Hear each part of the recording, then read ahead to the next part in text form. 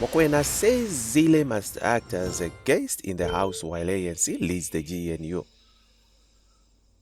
ANC Deputy Secretary General Nomvula Mokonyane said her party cannot afford to be as reckless as Democratic Alliance-DA leader Helen Zille, urging her to act more like a visitor. This week, Zille made a shocking revelation, exposing the Government of National Unity GNU as nothing more than an ANC-DA partnership.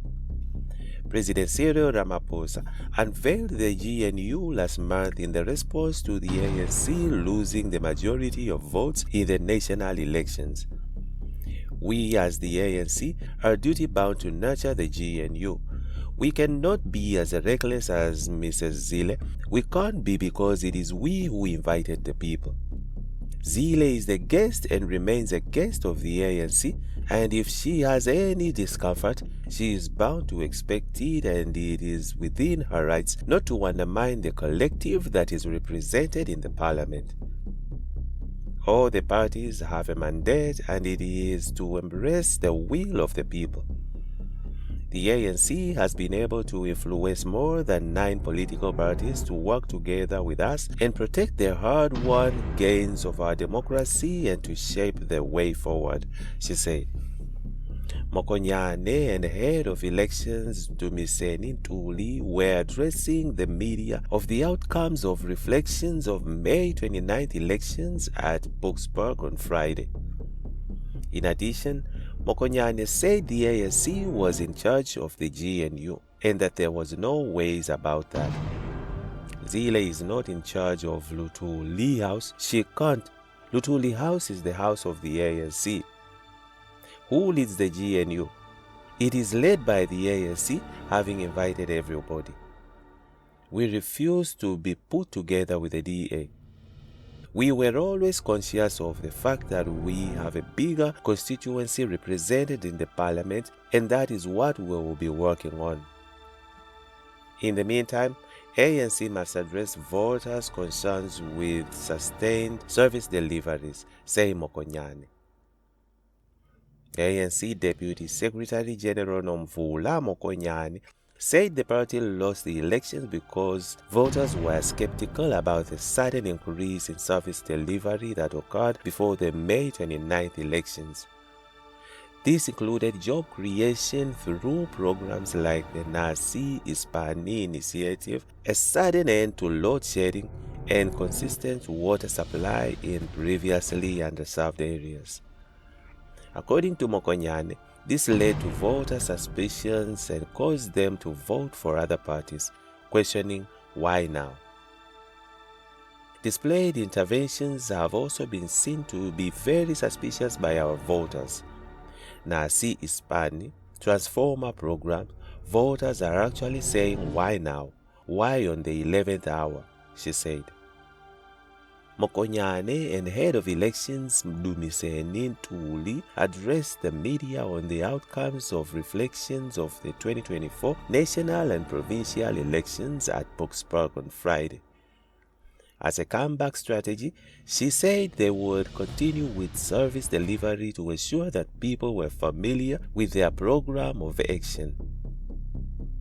It's one of the lessons we learned: where there is a need to intervene, do it when it's 4 years and 9 months before the next elections. We need solutions that incorporate everybody and ensure that those interventions are sustained, she said. Such Africans have long criticized the ANC for failing to deliver basic services and neglecting their concerns. High unemployment, crime, gender-based violence, GBV, water shortages, power outages, poverty, housing issues, and lack of economic developments were all factors contributing to the decline in ANC support. Mokonyane said the ANC's plan is to address these concerns and meet the people's demands.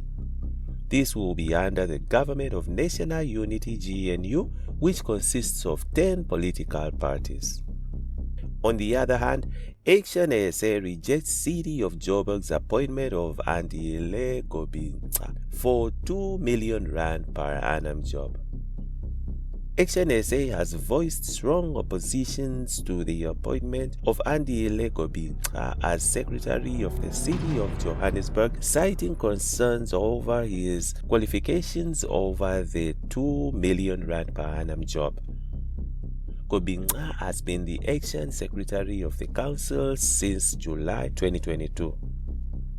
According to the COJ job advert that was advertised for the position of Secretary to the Council earlier this year, it stated that the qualifications needed included Matric Grade 12, qualification in Bachelor of Laws, LLB or equivalent, NQF Level 8, a master's qualification, and or a company secretarial professional qualification and registration with the Institute of Companies Secretaries of Southern Africa ICSA, with which was an added advantage.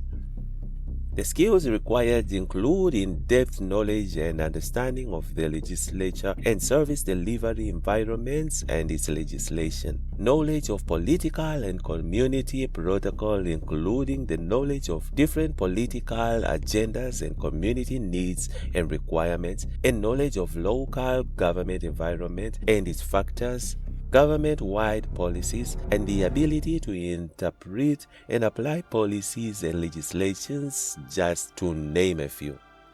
The salary was R2,148,405 per annum. Speaking to IOL, spokesperson of Action SA Kumo Mashala said the reason they objected to Gobinqa's appointment was because he didn't have the 10 years experience as well as the qualifications needed in the legal field. Mashala said Gobinqa was the director of finance and he only has finance qualifications and not the LLB required. Action SA's Joburg Caucus leader Nomvula Mtembu emphasized the critical need for individuals with appropriate legal qualifications and local government experience to occupy such pivotal roles within municipal administration. While we acknowledge these alternative academic achievements, we firmly believe that this position should be held by an individual with relevant legal qualifications and experience in local government, as well as a well-rounded understanding of the legal field, she said. The party expressed its refusal to endorse a precedent where candidates are appointed without being unquestionably fit for their positions. Mtembu announced that Action SA intends to seek legal advice with the goal of overturning what they perceive as the detrimental decision by the council. Consequently, Action SA will seek legal advice with the aim of rescinding this detrimental decision where the council opted to endorse someone without suitable qualifications.